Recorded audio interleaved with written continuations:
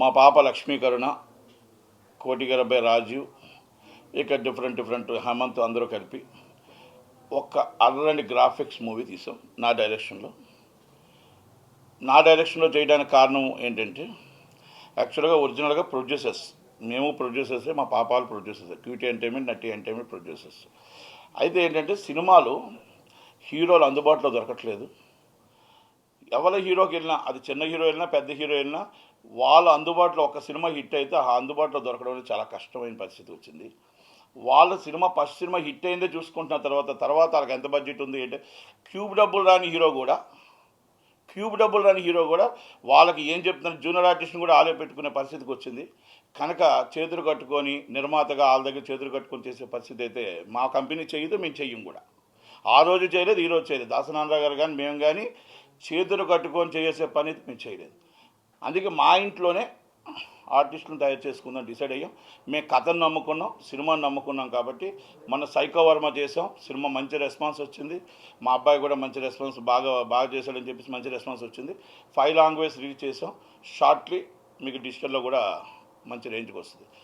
ఈ సినిమా కూడా 5 లాంగ్వేజ్ చేస్తున్నాం. 5 లాంగ్వేజ్ చేసి ఇది మాకు డబ్బులు వస్తుందా, తక్కువ వస్తుందా, ఎక్కువ వస్తుందా అని పక్కన పెడితే నేను రియల్గానే మాట్లాడుతున్నాను. కలెక్షన్స్ అనేది థియేటర్ కలెక్షన్స్ 10% అండ్ 20% ఉన్నాయి తప్ప చిన్న సినిమాలకి లేవు. కానీ 100% ఈరోజు 10%, రేపు 100% అవుతుంది. కంపల్సరీ సినిమాలు హిట్ అవుతాయి.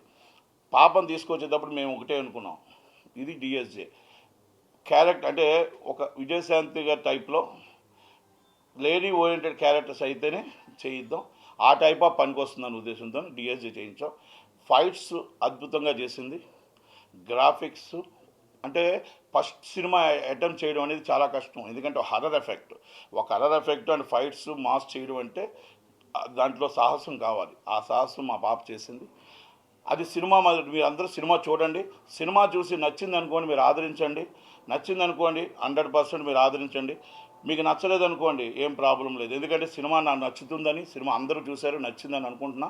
బాగా తీసాం సినిమా.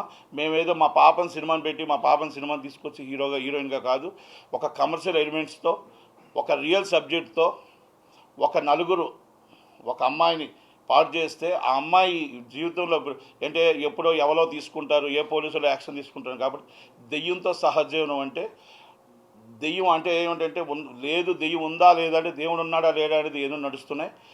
కానీ ఆ ఎట్టి పరిస్థితుల్లోని మన ఆత్మే వాళ్ళని చంపుతుంది అనేది ఒక డిఫరెంట్ తీసుకొచ్చాం. ఆ డిఫరెంట్ సబ్జెక్ట్లో అందరూ కూడా అంటే మనం ఈ జన్మలోనే మనం ఏ పాపం చేస్తే ఈ జన్మలోనే ఆ పాపం ఉంటుందనేది, ఆడపిల్ల మీద చెయ్యేస్తే ఇంకొకటి ఎవరైనా భయపడాలి అన్న ఈ సినిమా చూసే ప్రతి ఒక్కరు కూడా ఈ సినిమా చూసిన తర్వాత ఆడపిల్ల మీద చెయ్యేస్తే రేపు మళ్ళీ ఏమవుద్దన్న భయం మాత్రం ఈ సినిమాలో ఉంటుంది. ఆ భయభ్రాంతులు ఆడపిల్లే చర్య, యాక్షన్ అనేది ఆడపిల్లే తీసుకుంటుంది. ఇంకొకరు అవసరంలే. నీకు నువ్వే సెక్యూరిటీ, అమ్మాయికి అమ్మాయి సెక్యూరిటీ అనేదే ఈ సినిమా. దెయ్యంతో సహజీవనం డిఎస్జే 5 లాంగ్వేజ్లో రేపు 28వ తారీఖు రిలీజ్ అవుతుంది. మీరు అందరూ ఆదరిస్తారని, ఆశీర్వదిస్తారని నేను అందరినీ దేవుని ప్రేక్షకులు కోరుకుంటూ సెలవు తీసుకున్నాను.